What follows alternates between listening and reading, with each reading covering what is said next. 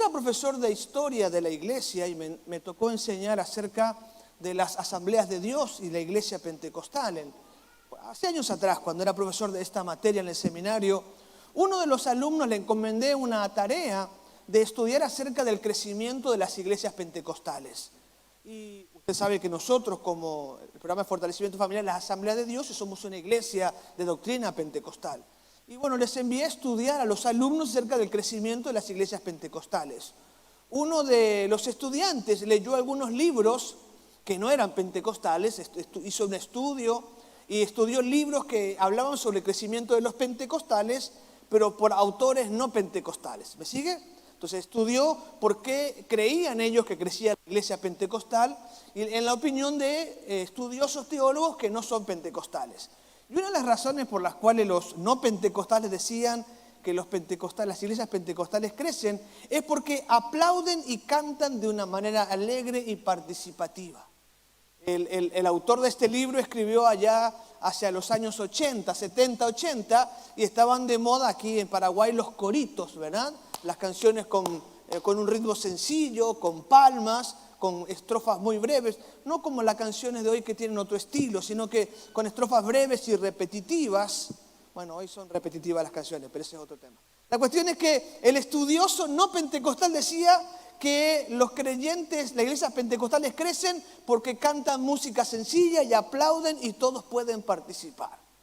Obviamente que no estoy de acuerdo con esa declaración, aunque es cierto que cuando se hizo aquel libro, la alabanza en la iglesia era muy participativa, cierto que las canciones eran de corte alegre y muy fervorosas, pero es muy simplista, hasta tiene un dejo de menosprecio a los pentecostales, decir que las iglesias pentecostales crecen simplemente porque aplaudimos cuando cantamos, porque cantamos canciones alegres. En realidad estamos persuadidos que las iglesias pentecostales crecen porque hacemos énfasis en el poder del Espíritu Santo para ser testigos de Jesucristo. Y que creyendo en el poder del Espíritu Santo para ser testigo, Dios nos acompaña con señales y prodigios. La predicación produce convicción de pecado y arrepentimiento y la oración hace milagros, sanidades, transforma familias y esto hace que la iglesia pentecostal crezca. ¿Cuántos me dicen amén? Somos creyentes en el poder del Espíritu Santo. Pero este estudioso pentecostal decía que cantamos de una manera ruidosa, alegre, participativa y por eso la gente viene a las iglesias pentecostales. Bueno, en realidad mi percepción de la iglesia hoy es que ya no es tan participativa la alabanza en la iglesia. Esa es mi percepción.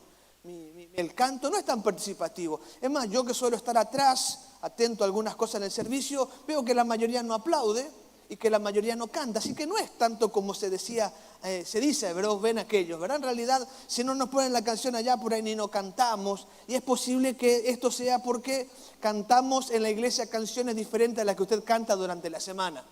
Espero que a usted le guste otro ritmo, no música secular. Espero que no esté cantando cachaca todo el día, ¿verdad? Y hasta abajo, sino que cante adoración, pero en otro ritmo. Espero, ¿verdad? Pero es posible que lo que cantemos aquí no es lo que usted cante durante la semana, por eso es que no conoce las canciones. Por ejemplo, si usted canta ADN un sábado, todo el mundo grita, canta y salta, ¿verdad? Cuando cantamos ADN. Dicho sea de paso, el 29 de julio va a lanzarse el sencillo, ¿verdad? En las redes sociales. Bueno, la cuestión es que no es tan cierto. Hoy, si lo miramos fríamente, hay más un canto en la iglesia de músicos hacia la gente y no que toda la iglesia participa. Ciertamente usted no aplaudió mucho hoy. Ahora, mi esposa sí, obviamente, usted sí, pastora, no lo puedo dudar de ninguna manera, ¿verdad? Ahora, cuando el texto de Salmo 103 habla de alabar, no está hablando solo de cantar. En este sentido, tenemos que entender que la alabanza, el bendecir a Dios, no es solo el cántico, no es solo aplaudir, y la adoración mucho menos que el canto, sino que va mucho más allá. Cuando el texto dice, alaben al Señor, como dice el versículo 1, todo lo que soy, alabe al Señor, con todo el corazón alabaré su santo nombre, que todo lo que soy alabe. Del versículo 20, alaben al Señor. 21, sí, alaben al Señor. 22, alaben al Señor. La palabra alabar en el texto hebreo original es la palabra barak. ¿sí? La palabra barak. Y literalmente barak significa arrodillarse. Dirían, todo mi ser se arrodille. Arrodíllate, alma mía, dice el salmista en el Salmo 103. Se arrodille todo mi ser. Todas las naciones se arrodillen. Todos, ángeles poderosos, arrodíllense. Todos póstrense delante del Señor. Cuando el texto dice, alaba alma mía al Señor, está diciendo, arrodíllate, póstrate. Esto está hablando de una adoración ferviente. Es decir, uno se postra, se rinde ante el Señor para darle a Él gloria, honra y alabanza. Este es el sentido. Entonces, no es solo un cántico, sino que toda la persona, todo el ser se postra, se rinde ante Dios, reconociendo su grandeza, su señorío. La costumbre de arrodillarse en el contexto del Antiguo Testamento era la pleitesía, el honor que le rendía a una persona de bajo rango a una persona de rango superior. El esclavo ante su amo, el soldado ante su superior, el ciudadano común ante el rey se postraba, se arrodillaba porque el que estaba enfrente era superior a él. Era un acto de reverencia, de manifestación de temor reverente a él. Así que cuando hablamos de postrarnos, de rendirnos ante el Señor, porque Él es grande y para siempre es su misericordia. El texto que escribe, este salmo escrito por David, inspirado por el Espíritu Santo, está demandando de nosotros una adoración ferviente, es decir, que todo nuestro ser esté rendido en adoración al Señor. Y presenta este texto algunas razones por lo cual es nuestro deber entregar a Dios una adoración ferviente. Porque no tiene que ver con un requisito para alegrarnos, para llenar la iglesia, ni para que usted sea feliz, sino que la adoración ferviente es una demanda bíblica al Señor que nos ha creado y a quien servimos. Y el texto en el Salmo 103 presenta algunas razones por las cuales tenemos que entregarle a Dios una adoración ferviente. Yo quiero presentar estas razones para reflexionar en nuestra vida y para que, motivados por la palabra del Señor, entreguemos todos al Señor una adoración ferviente. La primera de estas razones por la cual debemos entregar a Dios una adoración ferviente son los beneficios personales. Una mirada rápida al Salmo 103 permite establecer un bosquejo de las misericordias, de las razones por las cuales debemos adorar al Señor, ¿verdad? Rápidamente uno encuentra por lo menos 6 razones. Entonces, un predicador que mira el Salmo 103 se queda con el versículo 3 al 6 y ya tiene un sermón de 6 puntos para predicar.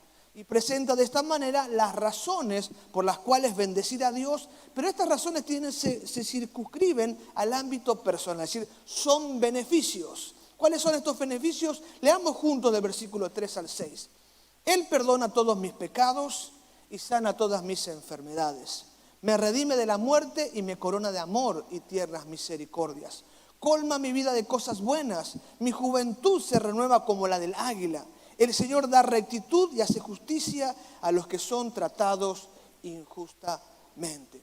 Uno debe rendir a Dios adoración ferviente por los beneficios que Dios trae sobre nuestra vida. Seríamos injustos si no nos postramos y adoramos al Señor y olvidáramos estos beneficios que Dios trae sobre nuestra vida. Los repasamos juntos un momentito. El primero de estos beneficios, dice el texto, Él es el que perdona nuestras iniquidades, es decir, Él perdona nuestros pecados. Y usted ya conoce lo que el pecado es y lo que esto significa. El pecado es aquella desobediencia a Dios que nos aparta de Él y nos pone en lugar de condenación. Dice Romanos capítulo 3, versículo 23, por cuanto todos han pecado y están destituidos de la gloria de Dios. Nadie puede acercarse a Dios a consecuencia del pecado, pero el Señor en su misericordia perdona nuestros pecados. El pecado también es lo que nos hace esclavos de Satanás y nos mantiene una vida de opresión, de angustia, de soledad, de cautiverio y de muerte. Sin embargo, en su misericordia el Señor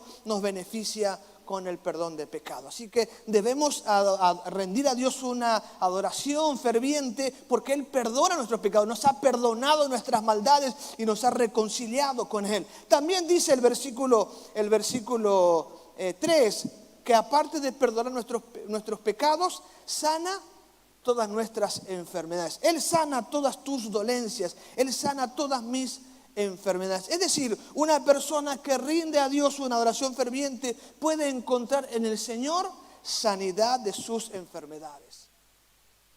La sanidad no es un tema menor. Dios se reveló al pueblo de Israel como Jehová Rafa, Jehová que sanaba todas sus enfermedades. Y el contexto en que lo hace es cuando el pueblo está pasando por un momento de angustia, no hay aguas, hay enfermedades. Dios se revela en ellos. Yo soy Jehová, tu sanador. Yo sané tus aguas, yo sano tu cuerpo. También Isaías capítulo 53 nos dice que Cristo llevó en la cruz del Calvario nuestros dolores y nuestras enfermedades. Cuando Jesús comenzó su ministerio, recordó el evangelista recordó, por eso dice la Biblia que Él llevó nuestros dolores y sufrió nuestras enfermedades. Cristo ha cargado en la cruz del Calvario nuestra enfermedad y por Él podemos tener sanidad. Dígame amén. El versículo 4 dice que Él nos socorre de los momentos difíciles, me redime de la muerte y me corona de amor y tiernas misericordias. Cuando el texto dice que Él me redime de la muerte, dice que nos saca del hoyo. ¿Vio cuando usted toma decisiones que lo comprometen, que lo ponen en problema, que lo ponen en angustia, que le hacen daño? Pues ahí Dios viene y lo socorre. ¿Cuántas veces metimos terriblemente la pata y después oramos, ayúdame, Señor, ayúdame? Es un error que nosotros cometimos, ¿verdad? Una deuda que no podemos pagar, un chisme que nos metió en un problema terrible, ¿verdad? Nos quedamos dormidos, vamos a llegar tarde al trabajo y nos van a suspender. Y oramos a Dios, ¿y qué hace Él? Nos rescata del hoyo, en su misericordia, ¿sí? ¿Verdad? Pasamos un presupuesto, ¿verdad? Y no nos alcanza y Dios hace algo y el presupuesto alcanza. Dios nos recarga. Es un beneficio que Dios trae para nuestra vida, de sacarnos de los aprietos, ser nuestro auxilio. También el versículo 4 dice que Él pone bendición, favores, es decir, nos otorga beneficios que no se los da a otros sin que nosotros podamos merecerlo. El que corona nuestra vida de favores y misericordia. Es decir, hay situaciones que merecen un final oscuro, difícil, angustiante, pero en su misericordia el Señor nos pone un final feliz. Trae bendición donde nosotros hemos cometido errores. También dice el versículo 5 que Él nos cumple nuestros sueños, Él renueva nuestras esperanzas. El versículo 5 dice, colma mi vida de cosas buenas, mi juventud se renueva como la del águila. El texto original dice que Él sacia de bien tu boca, es decir, Él te da de comer algo que te renueva. Y está hablando del concepto, en la Biblia se habla mucho del águila como el que renueva la vida.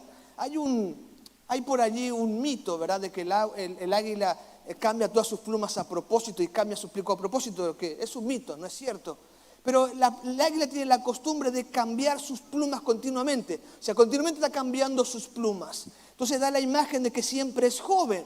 Y como el águila es muy ágil, tiene una gran destreza para la cacería, una gran vista, cosa que perdemos los hombres que vamos creciendo en edad. Creciendo en edad perdemos la vista. Como tiene una vista muy buena y siempre se está renovando sus plumas, da la imagen de que siempre es joven.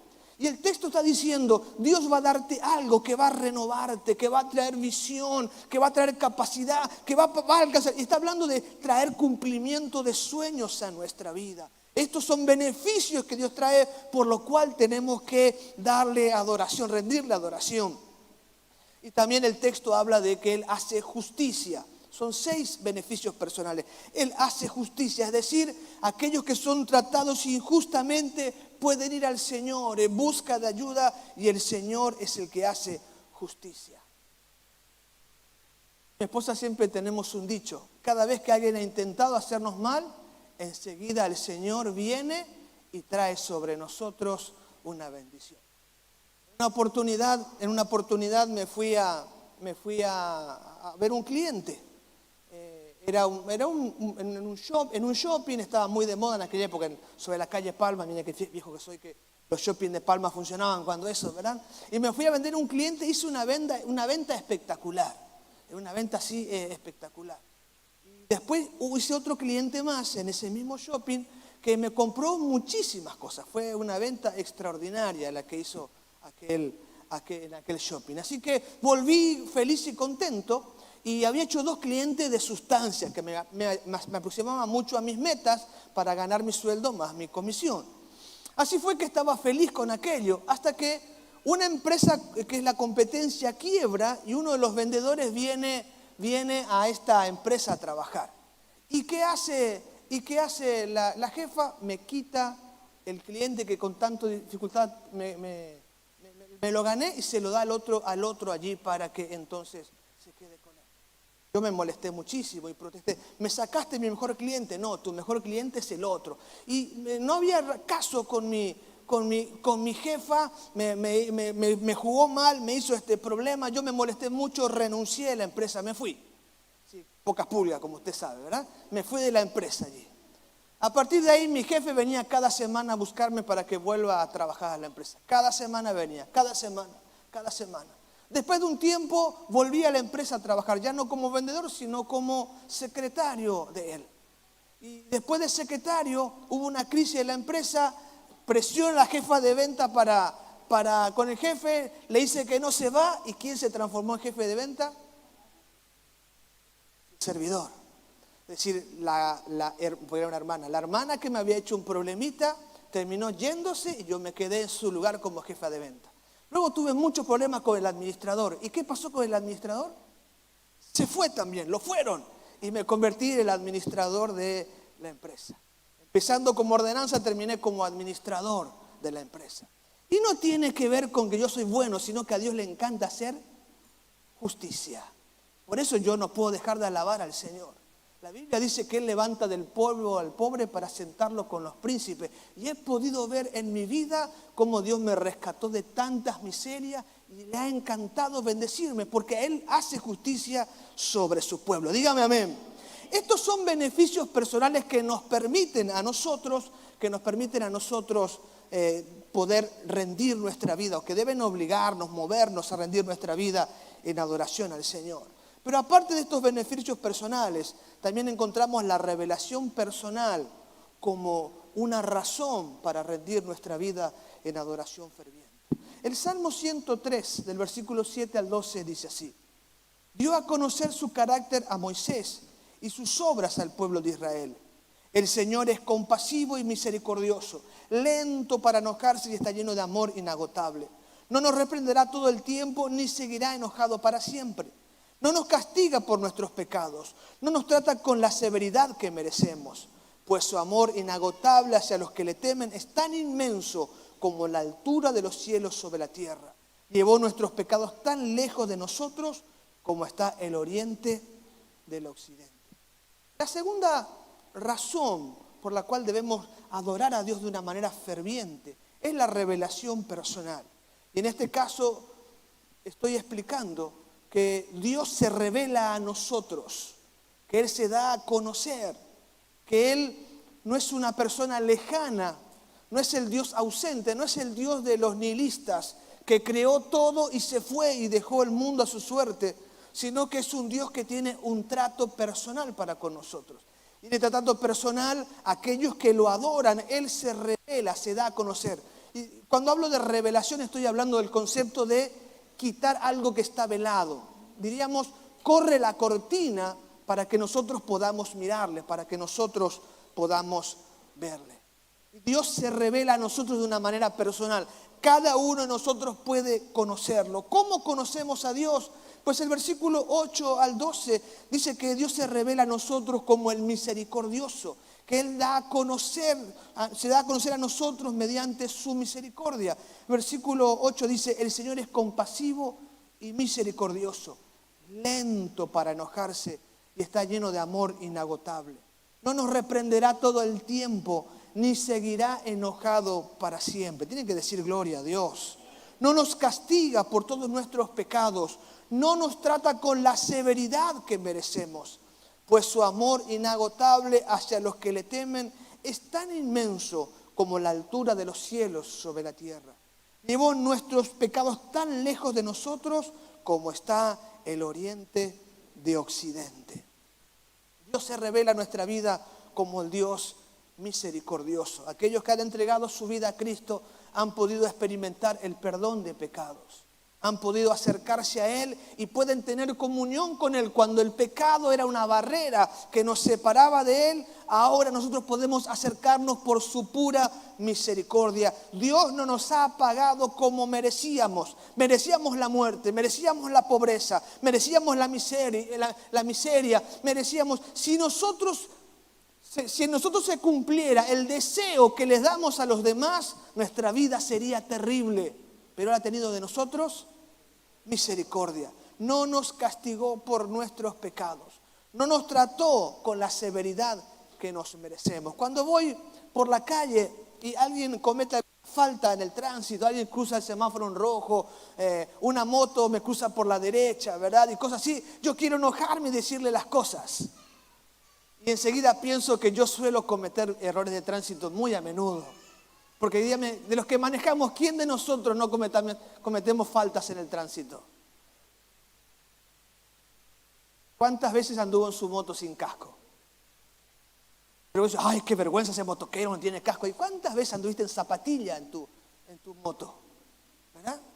Y así, pero cuando alguien comete falta, queremos rasgar nuestra vestidura. Pero Dios no es así, gloria a Dios, ¿verdad? Él no nos paga como merecemos, porque Él es misericordioso. Imagínense si Dios fuera con nosotros como somos con aquellos que cometen una falta de tráfico contra nosotros. No existiríamos. Hubiésemos terminado aún al momento de nacer. Pero Dios ha mostrado misericordia para con nuestra vida. También Él revela su propósito para nuestra vida. Cuando hablamos de que la revelación personal es un motivo para rendirme a la oración, quiero decir que mi vida tiene propósito. El versículo 7 dice, dio a conocer su carácter a Moisés. La palabra carácter en el texto hebreo es la palabra camino. Dios le reveló el camino que Moisés y su pueblo debía transitar.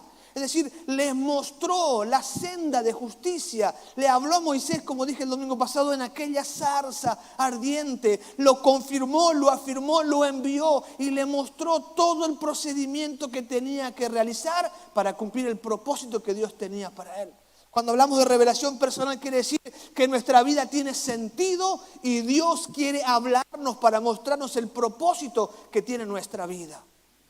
Yo no sé quién eres en el pensamiento de los demás, en el pensamiento de tu esposa en esos días difíciles, o el pensamiento de tus padres cuando te aplazaste en matemáticas y en unas cuantas materias más, ¿verdad? O en tu patrón el día lunes o el día sábado que tiene que pagarte el sueldo. No sé cómo te puede ver la gente, pero cuando Dios te mira a vos, te ve como una persona creada intencionalmente con un propósito.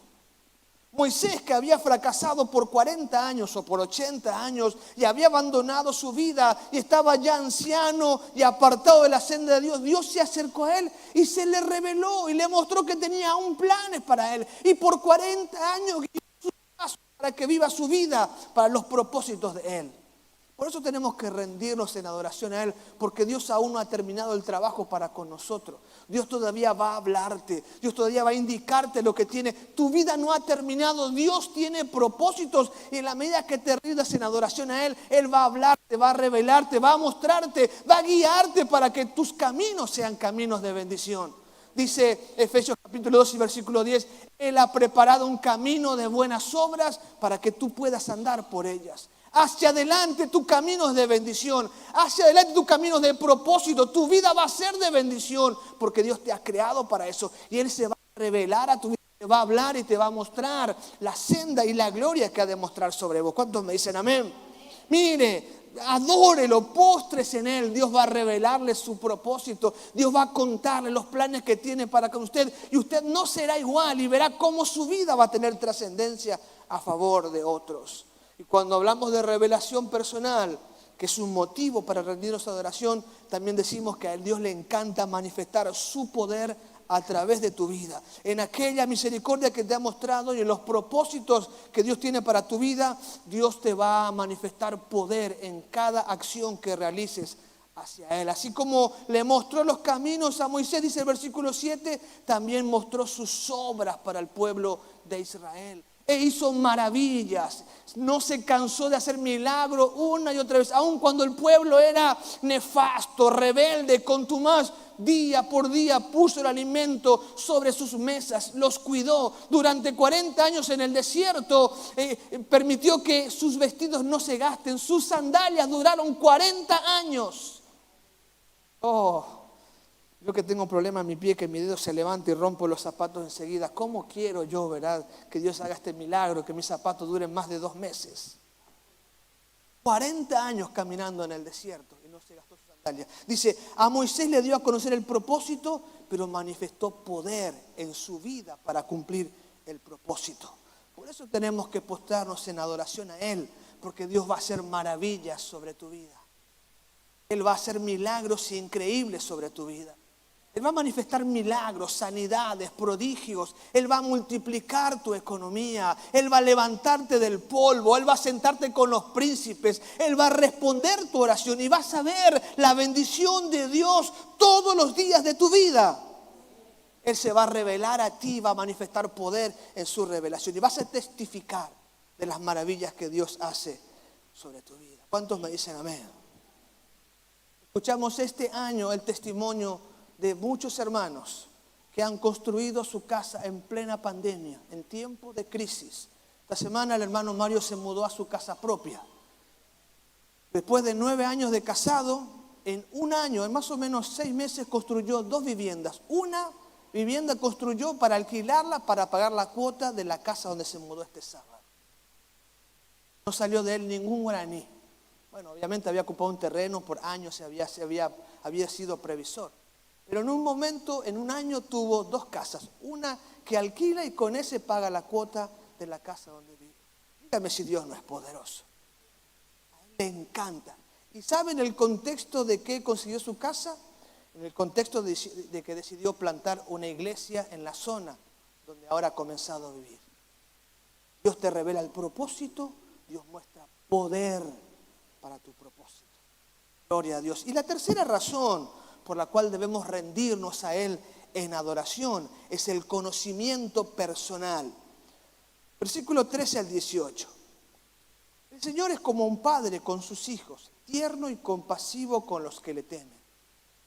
Pues Él sabe lo débiles que somos.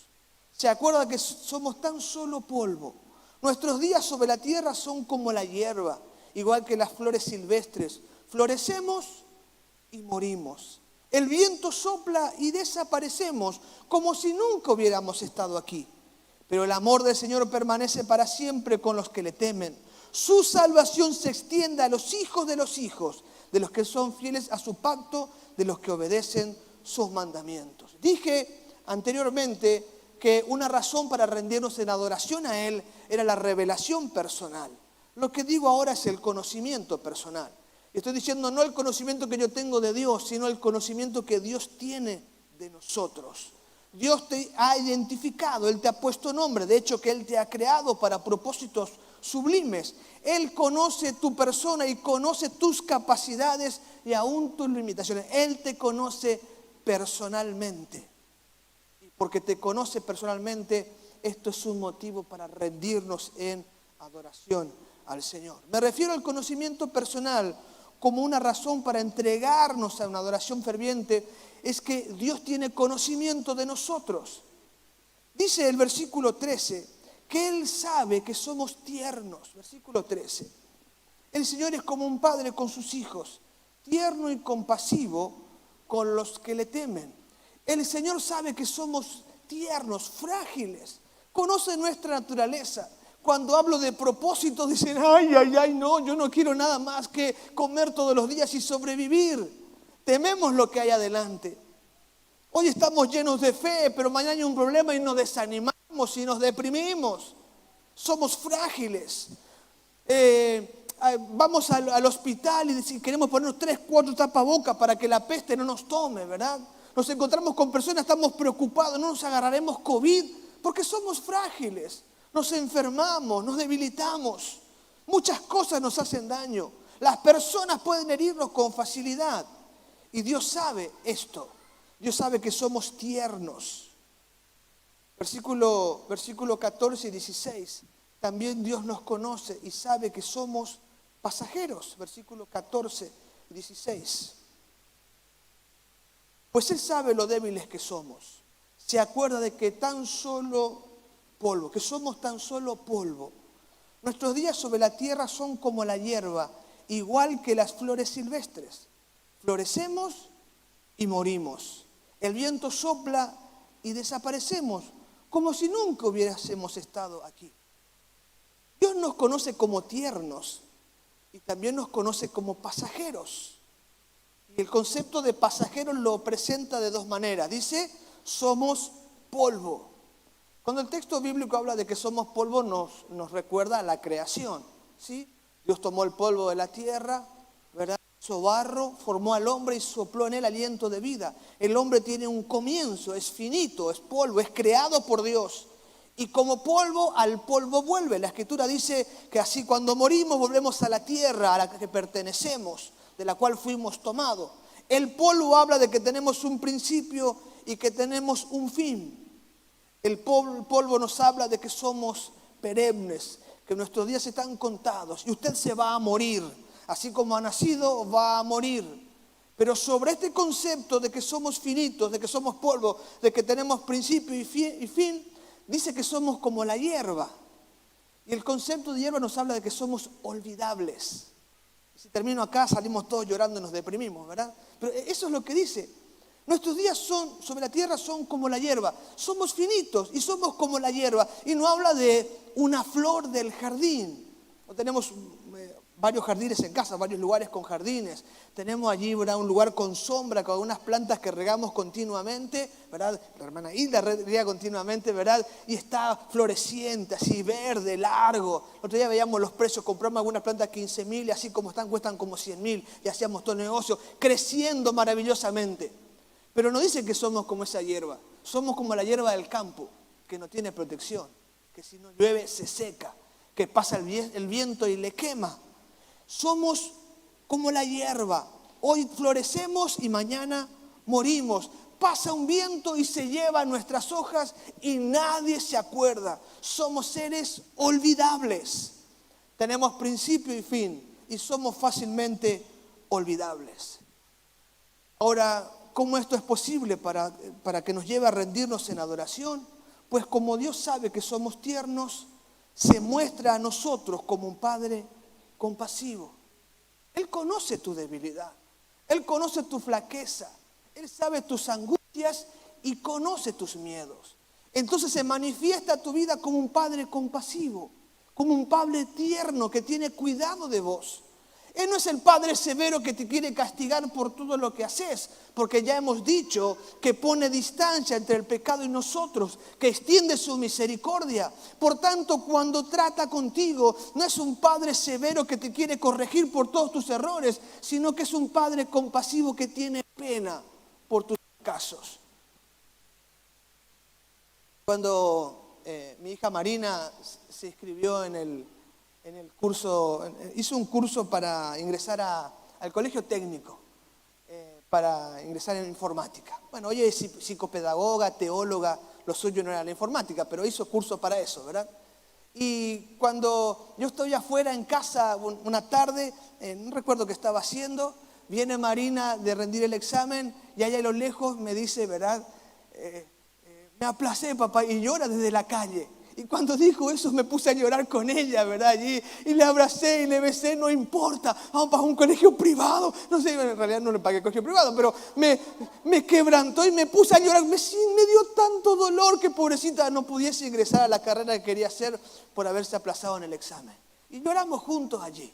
Para la gloria de Dios, Dios abrió el camino, hizo el colegio de informática, pero luego siguió por la carrera que Dios quería. Dios le mostró el camino que tenía que seguir. Lo cierto es que quebró mi corazón y lloré. Y Jesús dijo, si los padres que son malos le dan a su hijo pan cuando tiene hambre, ¿cuánto más vuestro Padre Celestial le dará del Espíritu cuando se lo pida? Dios es mucho más tierno que yo. Si yo puedo mostrar alguna bondad es incomparable porque soy malo, pero Dios es infinito y es infinito en amor, su amor es eterno. Y cuando nosotros fracasamos, cuando no logramos una meta, Dios te da una tarea para que la cumple y no la haces. Él llora contigo. No está para castigarte y ser severo, sino para entenderte y acompañarte para que lo intentes una vez más. Ese es Dios. Por cuanto somos tiernos, Él es un Padre compasivo. Y por cuanto somos pasajeros, polvo que tiene principio y fin, y pues somos olvidables. Tal vez usted se acuerda de su abuelo, quizás alguno de su bisabuelo, pero es probable que no se acuerde de su tatarabuelo ni el anterior. No se recuerda usted ni de su familia.